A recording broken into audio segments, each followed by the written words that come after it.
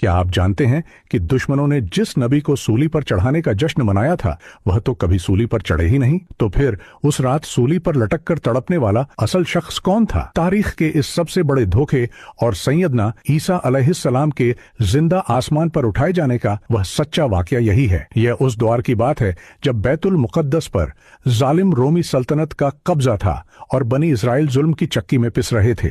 ऐसे अंधेरे वक्त में अल्लाह ने अपनी रहमत का दरवाजा खोला और हजरत मरियम सलामुल्लाह अलैहा को बिना किसी बाप के एक पाकीज़ा बेटे की बशारत दी। जब सैयदना ईसा अलैहिस्सलाम पैदा हुए और लोगों ने सैयदा मरियम पर उंगलियां उठाईं तो अल्लाह के हुक्म से गोद में मौजूद इस नन्हे बच्चे ने बोलकर गवाही दी कि वह अल्लाह का बंदा है, उसे किताब दी गई है और नबी बनाया गया है। यह जालिमों के लिए एक वाजह निशानी थी।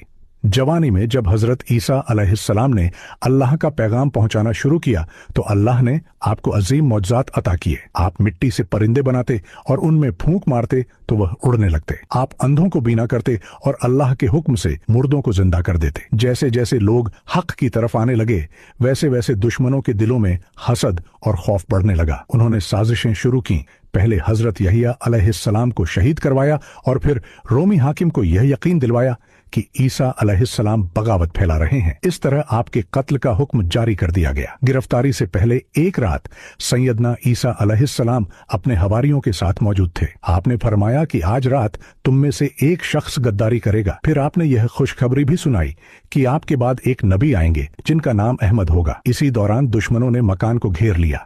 जैसे ही वह अंदर दाखिल होने लगे अल्लाह का फैसला जाहिर हुआ।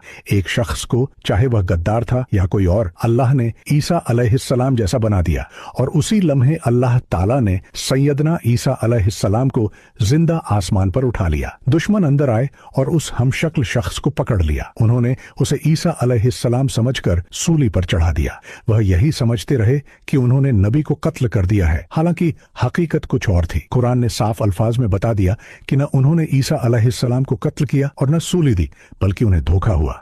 हकीकत यह है कि ईसा इब्न मरियम जिंदा हैं और कयामत के करीब दोबारा जमीन पर आएंगे। हक का रास्ता हमेशा मुश्किल होता है, लेकिन हतमी फतह सिर्फ अल्लाह के फैसलों की होती है। अगर आपको कुरान व तफसीर से साबित यह सच्चा और ईमान अफरोज वाकया पसंद आया है तो इसे अभी शेयर करें ताकि हक की बात दूसरों तक पहुंचे और यह आपके लिए सदका ए जारिया बन जाए। मजीद ऐसी ही मुस्तनद और शानदार वीडियोस के लिए हमारे पेज को फॉलो करना बिल्कुल मत भूलिएगा।